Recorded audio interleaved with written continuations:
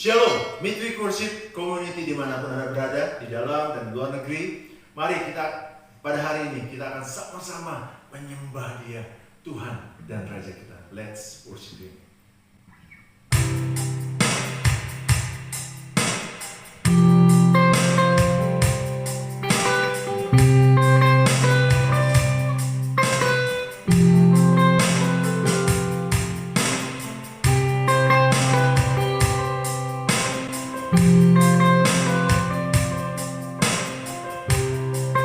Percayalah bahwa kita tidak pernah sendiri, karena Tuhan Yesus selalu berjalan bersama dengan kita.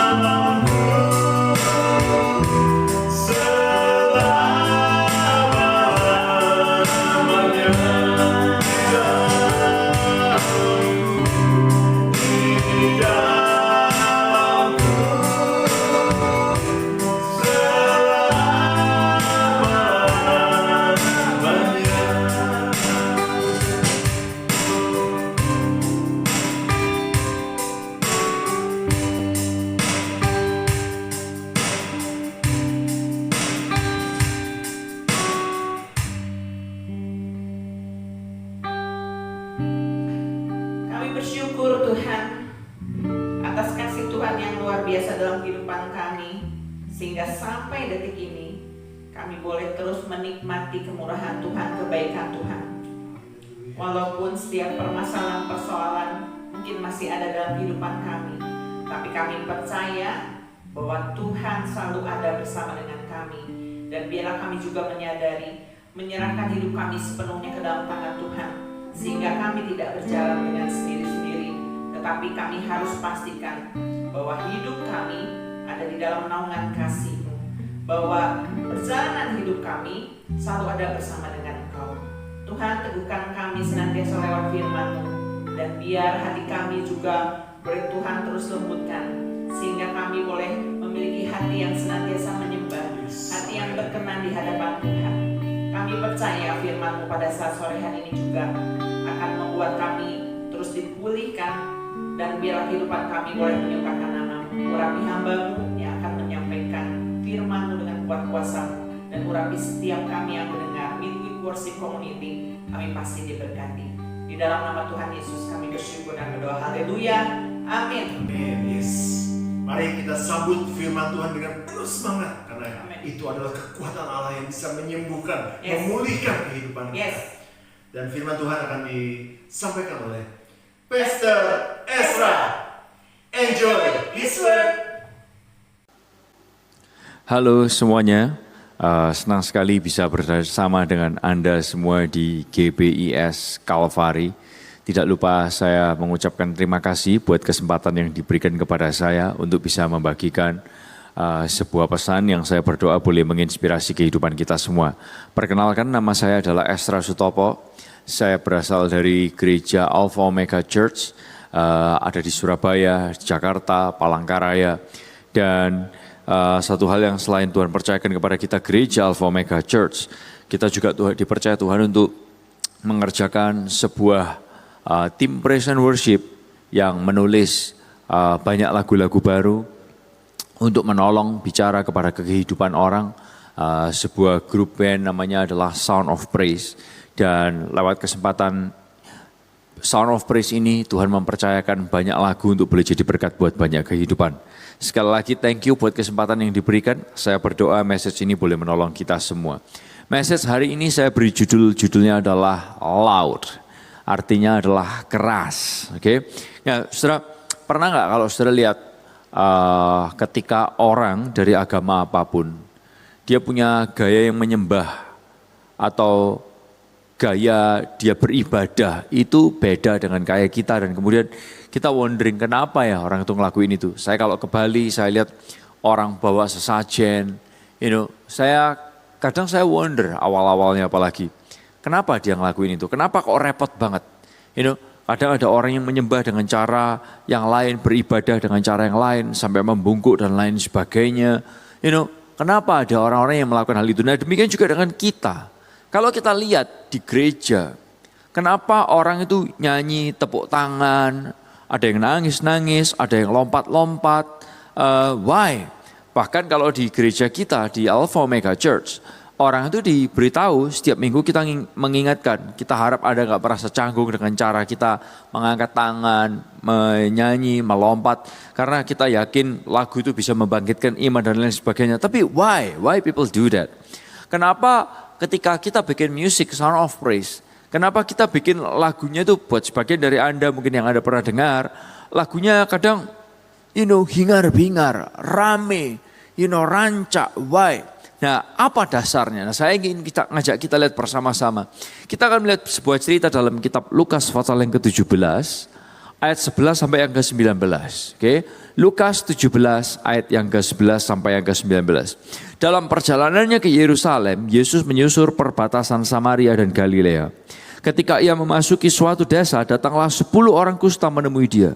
Mereka tinggal berdiri agak jauh dan berteriak, "Yesus, Guru, kasihanilah kami." Lalu ia memandang mereka dan berkata, "Pergilah, perlihatkanlah dirimu kepada imam-imam." Dan sementara mereka di tengah jalan, mereka menjadi tahir. Seorang dari mereka ketika melihat bahwa ia telah sembuh, kembali sambil memuliakan Allah dengan suara nyaring, lalu tersungkur di depan kaki Yesus dan mengucap syukur kepadanya. Orang itu adalah seorang Samaria. Lalu Yesus berkata, bukankah ke-10 orang tadi semuanya telah menjadi tahir? Di manakah yang 9 itu? Tidak adakah di antara mereka yang kembali untuk memuliakan Allah selain daripada orang asing ini? Lalu ia berkata kepada orang itu, berdirilah dan pergilah, imanmu telah menyelamatkan engkau. Jadi Yesus masuk ke sebuah daerah, di situ ternyata ada orang yang sakit kusta, 10 kumpul bareng. Karena biasanya orang kusta nggak boleh kumpul dengan masyarakat bersama-sama, dia harus rada diasingkan. Seperti season COVID kita sekarang, kalau ada yang kena COVID harus diasingkan sementara. Nah orang kusta juga seperti itu. Nah lalu kemudian orang kusta ini mereka tinggal di tempat yang rada jauh, biasanya dari kota. Ya, dia tinggal agak jauh dari kota. Nah mereka kumpul sama-sama dengan orang-orang kusta yang lain. Nah di ayat 12 dikatakan mereka tinggal berdiri agak jauh. Itu karena dikatakan seperti itu kondisinya. Dan mereka merasa mereka nggak layak. Mereka dianggap mereka terkutuk. Itu orang kusta. Nah ayat 13 dia berkata, Guru Yesus kasihanilah kami. Nah lalu kemudian Tuhan Yesus menyuruh mereka melakukan sesuatu yang lebih daripada apa yang mereka pikirkan. Disuruh pergi memperlihatkan dirinya kepada imam-imam. Dan ketika mereka jalan, ayat 14 dikatakan tahu-tahu mereka jadi sembuh. Nah yang menarik adalah gini, di ayat yang ke-15 sampai ayat yang ke-16. Seseorang dari mereka ketika melihat bahwa ia telah sembuh, perhatikan kata-kata ini. Dia kembali sambil memuliakan Allah dengan suara yang nyaring, lalu tersungkur di depan kaki Yesus dan mengucap syukur kepadanya. Orang itu adalah seorang Samaria. Ada beberapa hal yang saya kepingin ajak kita lihat di sini. Dia kembali memuliakan Allah dengan suara yang nyaring, tersungkur, dia mengucap syukur. Saya kepingin ajak saudara lihat bersama-sama. Orang yang dicintai itu suka menyembah dan menunjukkan tindakan penyembahan yang nyata. Saya ulang sekali lagi. Orang yang dicintai itu suka menyembah dan menunjukkan tindakan menyembah yang nyata. Dalam bahasa Inggrisnya saya katakan begini, love people, orang yang dicintai, they will love worship and show real acts of worship. Orang yang dicintai, dia akan suka menyembah dan akan menunjukkan ini, tindakan menyembah yang nyata. Nah oleh karena itu, Anda bisa lihat ini sama-sama. Apa sih tindakan penyembahan yang nyata? What is worship? Worship itu adalah gini, to give glory or honor to something. Memberikan kemuliaan atau kehormatan kepada sesuatu. Nah saat kita menyembah Tuhan di gereja, di rumah, dimanapun kita berada, kita ini sedang memberikan kemuliaan, kehormatan kepada Tuhan. Nah saya kepingin ajak saudara lihat bersama-sama, apa yang jadi hal yang kita sukai?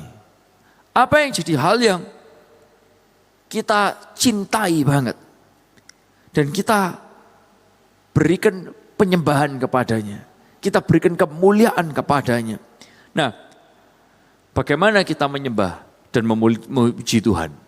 Oke, saya kepingin ajak kita lihat sini sama-sama. Kalau Anda menghargai, Anda mencintai Tuhan banget, maka Anda memberikan kemuliaan, memberikan kehormatan kepada Tuhan. Kalau Anda sayang sama Tuhan, Anda tahu Anda dicintai banget sama Tuhan. Ketika Anda berada dalam kondisi kehidupan yang gak baik, Tuhan tetap cinta sama saudara. Dia setia sama saudara, oleh karena itu Anda cinta sama Tuhan. Pertanyaannya adalah bagaimana kita memuji dan menyembah Tuhan. Oke? Nah ada 7 kata di Alkitab yang mengajarkan kepada kita bagaimana memuji dan menyembah Tuhan secara nyata. Oke?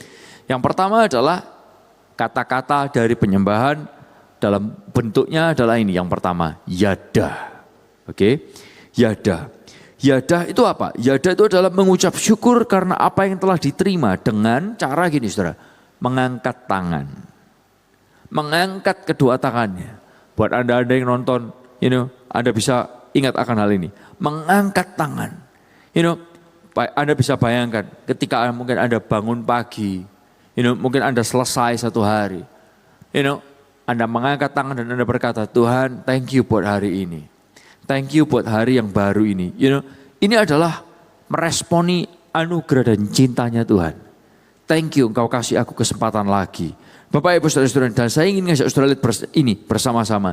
Mengangkat tangan, yada. Yang kedua adalah taudah. Oke, ini yang kedua. Taudah. Taudah itu adalah sacrifice of praise. Korban persembahan pujian. Korban persembahan pujian. Ini taudah. Korban. Saudara perlu tahu arti kata korban. Tahukah saudara bahwa dalam hidup ini kita nggak selalu semuanya berjalan mulus-mulus saja dan baik-baik saja. Ada momen-momen yang tidak menyenangkan dan tidak mengenakkan yang membuat kita sendiri mau nyanyi pun aja juga nggak mau. Mau menyembah Tuhan pun aja nggak mau. Tapi ini bicara korban adalah kita mengorbankan perasaan kita.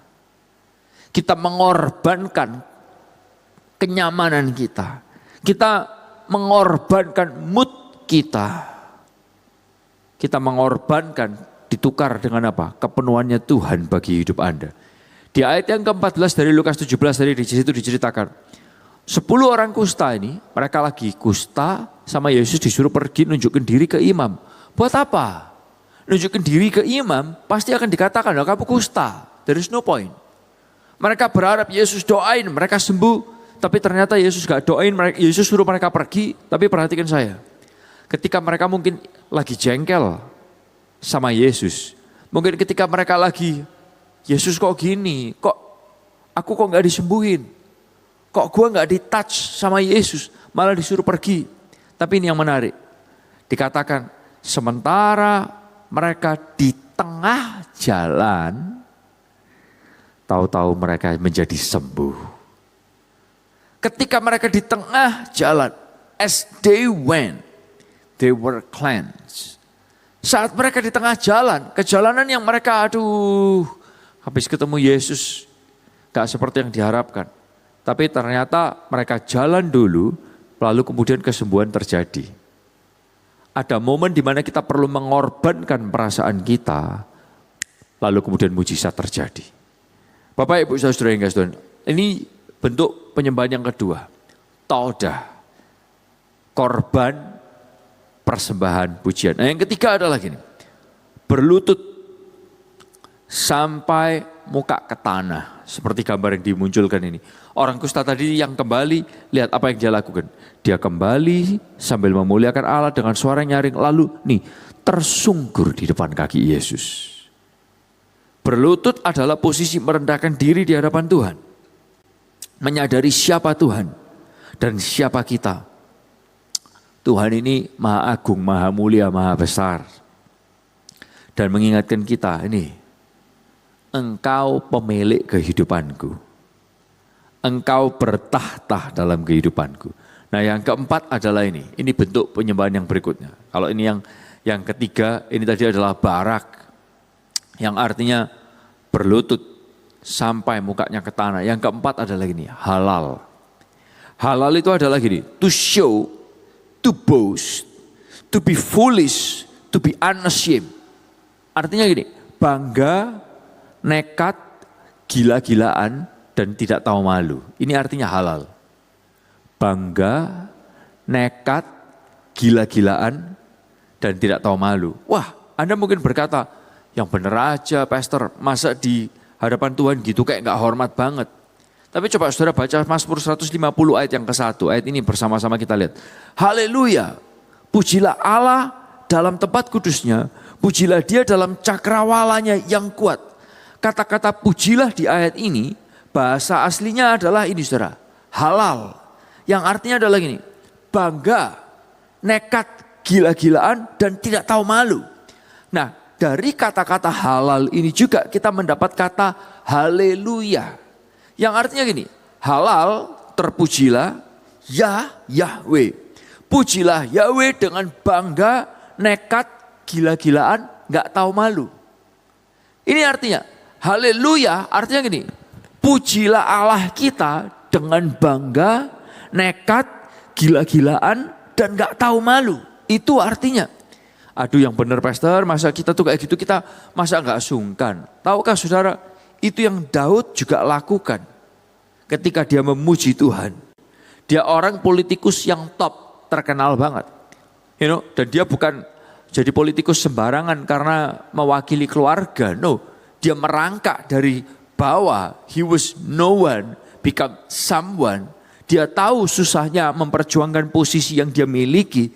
Tapi ini, ketika sama Tuhan, dia bisa halal, bangga, nekat, gila-gilaan, nggak tahu malu.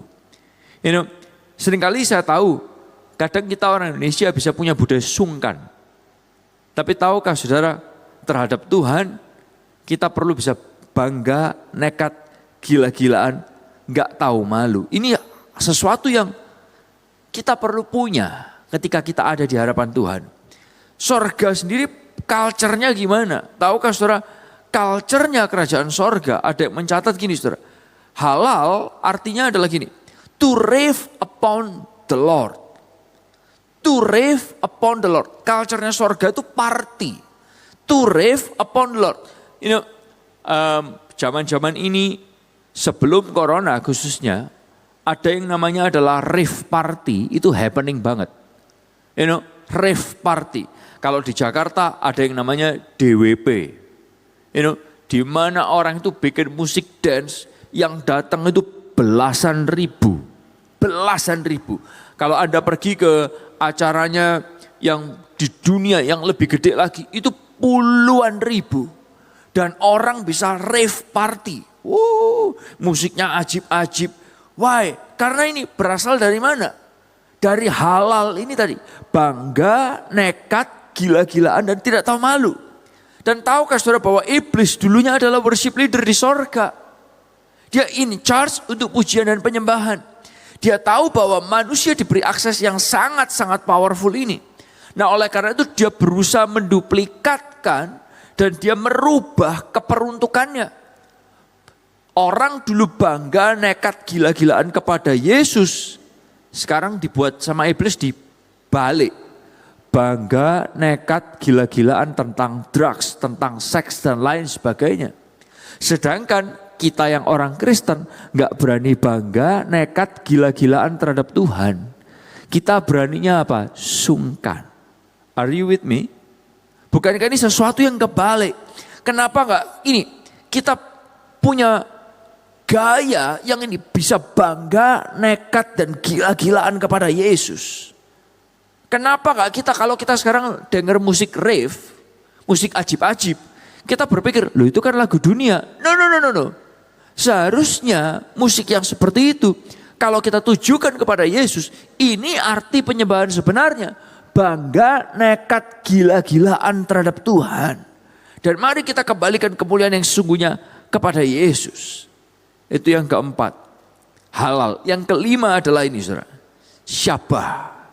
Oke, syabah. Syabah artinya bersorak atau berteriak dengan suara keras. Saudara tahukah saudara bahwa Anda gak akan bisa syabah kalau saudara gak bisa halal. Anda gak akan pernah bisa teriak dengan suara yang keras kalau Anda gak bisa bangga, nekat, gila-gilaan dan gak tahu malu. Bisa diikutin? Dalam Mazmur 47 ayat yang kedua dikatakan, bertepuk tanganlah dengan gembira hai segala bangsa. Pujilah Allah Israel dengan sorak-sorai. Dalam bahasa Inggrisnya dikatakan ini, clap your hands, shout to God with joyful praise. Clap your hand, shout to God with joyful praise.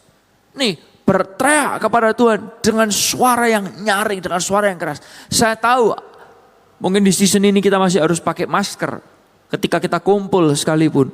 Tapi jangan biarkan masker membatasi kita untuk bisa bersorak kepada Tuhan. Nah Anda mungkin berkata, oh saya tahu Pastor Ezra, ini khotbah ini cocok buat anak muda. No, tapi tahukah saudara, khotbah ini cocok buat siapa? Buat orang-orang yang ada di dalam Tuhan. Kenapa? Karena kata-kata antusias, pikirkan kata-katanya, antusias. Orang yang punya semangat, orang yang antusias, seringkali kita berpikir mereka adalah orang yang muda. Tidak. Orang yang antusias, kata-kata antusias itu berasal dari kata ini, entheos. En itu artinya di dalam, theos itu artinya Tuhan. Orang yang di dalam Tuhan, dia punya antusiasme yang luar biasa. Di gereja tempat saya melayani, di AUC, kelihatannya mungkin seperti gereja anak muda. Tapi yang datang di gereja kita, ada anak muda banyak, ada juga orang tua banyak. Dan saya bersyukur Kalau diajak nyaut bareng-bareng, orang-orang tua itu punya semangat, punya antusias. Mereka berani nyaut bareng-bareng. Mereka punya suara yang keras. Saya kasih tahu ya, saya kasih tahu. Kalau di rumah, siapa yang suaranya paling keras? Apakah anak-anak? Enggak. Biasanya suara yang paling keras itu adalah mama. Benar enggak? Benar enggak? Kenapa? Itu adalah bukti bahwa yang punya semangat, yang bisa keluarkan suara keras bukan cuma anak muda, orang tua juga bisa. Benar gak?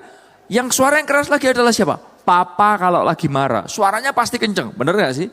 Dan ini membuktikan ternyata kita ini bisa mengeluarkan suara yang keras, dan mengeluarkan suara yang keras itu bukan hanya untuk orang muda, tapi orang yang antusias adalah orang yang di dalam Tuhan. Entheos. Di dalam Tuhan itu ada antusiasme. Bapak Ibu Saudara Kristen, bahkan bukan cuma gitu aja. Kalau anak-anaknya ikut lomba, misalnya lomba lari ya. Apalagi sudah dekat, udah makin mepet. Yang teriak-teriak siapa? Papa mamanya, benar gak? Ternyata kita tuh bisa punya semangat. Kita bisa punya suara yang keras. Dan ini yang Tuhan ajak ingin kita lakukan. Kalau di rumah suara kita bisa keras sebagai orang tua. Kalau di lapangan kita bisa keras sebagai, saya nggak tahu, orang yang antusias. Kalau nonton konser, suara kita bisa keras. Pertanyaan saya, kenapa Kak suara kita bisa keras ketika kita memuji dan memuliakan Tuhan kita? You know? Nah, ini syabah. Praising God loudly. Syabah. Bersorak memuji Tuhan dengan suara yang keras. Yang keenam ada lagi nih. Samar. Samar ini adalah singing accompanied by instrument. Menyanyi diiringi musik. Ini adalah samar. Jadi kalau Anda nyanyi di gereja, Anda nyanyi dalam ibadah, ini ada sedang samar. Dalam Mazmur 98 ayat yang ke-5 sampai 6. Kata-katanya berbunyi gini. Bermasmurlah, yang artinya samarlah bagi Tuhan dengan kecapi dan lagu yang nyaring. Dengan nafiri dan sangkakala yang nyaring, bersorak-soraklah di hadapan Raja, yakni Tuhan. Oleh karena itu kita di AOC, lewat Song of Praise juga, di ibadah kita juga di AOC, kita selalu kepingin ngajak orang untuk bisa nyanyi dengan semangat. Kita menata supaya gereja kita punya equipment yang baik, sesuai dengan budget yang kita mampu. Kita tata semua teknologinya supaya kita bisa mengeluarkan suara yang baik. Baik di on-site service maupun di online service. Why? Karena kita kepingin orang bisa ini. Orang bisa samar. Orang bisa ini bermasmur bagi Tuhan dengan kecapi. Dengan kecapi dan lagu yang nyaring, yang enak, yang baik. Dengan nafiri dan sangkakala yang nyaring. Bersorak-sorai bagi Raja, yakni Tuhan. Karena sekali lagi, karena orang yang dicintai, love people, will love worship. Orang yang dicintai Tuhan akan mencintai penyembahan. And will show real acts of worship. Dan orang itu akan menunjukkan tindakan penyembahan yang nyata. Nah yang ketujuh, yang terakhir adalah gini. Tehila. All in praise. Semuanya jadi satu. Tehila artinya gini, yang kita bahas dari awal. Yadah, todah, barak, halal, sabah, samar. Jadi satu semua paket komplit. Itu adalah tehila. Oleh karena itu dalam Mazmur 100 ayat yang keempat berkata gini. Masuklah melalui pintu gerbangnya dengan nyanyian syukur, tauda. Ke dalam pelatarannya dengan puji-pujian, tehila. Bersyukurlah kepadanya dan pujilah namanya. Bapak Ibu Saudara sekalian, ini tehila bersama-sama. Yadah, toda, barak, halal, syabah, samar. Semua jadi satu. Nah Bapak Ibu Saudara sekalian, saya berharap ketika saudara mengerti akan hal ini. Ini merubah cara kita menyembah Tuhan. Anda mungkin boleh di rumah, Anda mungkin boleh di gereja. Tapi cara kita memuji menyembah Tuhan harus berbeda. Kalau dunia, mereka bangga, nekat, gila-gilaan tentang putus cinta, tentang free sex, tentang drugs dan lain sebagainya. Izinkan saya challenge Anda semua. Kenapa enggak kita bangga, nekat dan gila-gilaan? Karena kita punya Tuhan yang mengampuni dosa-dosa kita. Karena kita punya Tuhan yang turun ke dunia ini, mati dan bangkit buat kita. Karena kita punya Tuhan yang memberikan kita tempat di sorga. Karena kita punya Tuhan yang mau mendengarkan doa-doa orang-orang yang tidak sempurna seperti Anda dan seperti saya. Dan memberikan pengharapan, memberikan pengampunan. Kita perlu bangga, kita perlu nekat, kita perlu gila-gilaan karena Tuhan itu juga gila-gilaan terhadap kita. Dia gila dari sorga mau turun ke dunia buat Anda dan juga buat saya. Dia gila dari sorga turun ke dunia, rela disiksa. Waktu dia dihajar, mati di kayu salib, dia gak lari, bukan karena dia gak bisa. Dia bisa lari, dia bisa menghilang. Tapi dia tega, dia mau gila-gilaan sampai mati tetes darah yang terakhir karena dia sayang sama saudara. Kenapa enggak kita merubah cara kita menyembah Tuhan? Nah Bapak Ibu Saudara, karena ini, kembali ke cerita tadi itu, apa yang terjadi dengan satu orang kusta ini? Anda mau tahu apa yang terjadi? Di ayat yang ke-19. Lalu Yesus berkata kepada orang yang melakukan ini tadi, yang dia datang mengucap syukur kepada Yesus dan melakukan semua yang dia lakukan.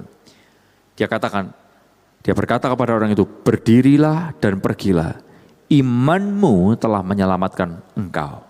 Jadi Anda bayangkan, yang 9 tadi jadi tahir. Betul kan? Dia pergi yang 10 orang nih, yang 9 jadi tahir. Tahir itu artinya adalah gini, kataritso, itu bahasa aslinya, kataritso. Tapi orang ini dibilang bukan cuma dia tahir, dia juga ikut tahir di awal, tapi dikatakan imanmu telah menyelamatkan engkau. Menyelamatkan dalam bahasa aslinya adalah sozo. Artinya sembuh dan selamat secara utuh. Dia bukan cuma sembuh secara fisik, kataritso yang tadi saya katakan. Seperti yang 9 lain. Tapi karena dia kembali dan mengucap syukur. Dia sembuh dan juga selamat. Yang 9 cuma sembuh doang. Tapi yang satu ini sembuh dan selamat. Yang sekali lagi saya ulang, yang 9 cuma sembuh doang. Tapi yang satu ini sembuh dan selamat. Bapak Ibu Saudara, saya berharap kita mengerti hal ini. Ketika kita mendekat kepada Allah, dia akan mendekat kepada kita. Kita melangkah 1 langkah, dia melangkah 1000 langkah buat kita. Dan saudara perlu tahu, ketika saudara memuji, menyembah Tuhan, ayo ketika kita yadah, taudah, barak, halal, syabah, samar, dan tehillah. Ada keutuhan yang Tuhan berikan kepada saudara. Kita berdoa bersama. Tuhan, kami bersyukur buat pesan firman. Ubahkan cara kami mengerti menyembah Tuhan. Dan ubahkan cara kami menghadapi Tuhan. Ketika kami memuji menyembah Tuhan. Karena Tuhan itu bangga, nekat, gila-gilaan terhadap kami. Yang memalukan ini. Ajar kami bisa bangga terhadap Tuhan yang luar biasa itu. Terima kasih buat firman-Mu. Celikkan mata kami, ubahkan langkah kami. Kami enggak mau cuma jadi pendengar, tapi kami mau jadi pelaku firman. Coba lakuin lagi dan lagi. Ketika kami merasa kami gengsi, ketika kami merasa kami enggak nyaman, Tuhan ingatkan kami, memuji menyembah Tuhan itu adalah mengorbankan perasaan. Dan kami akan melihat Tuhan mengerjakan perkara besar dalam kehidupan kami. Di dalam nama Tuhan Yesus, yang percaya diberkati bersama berkata, amin. God bless you GPIS Calvary.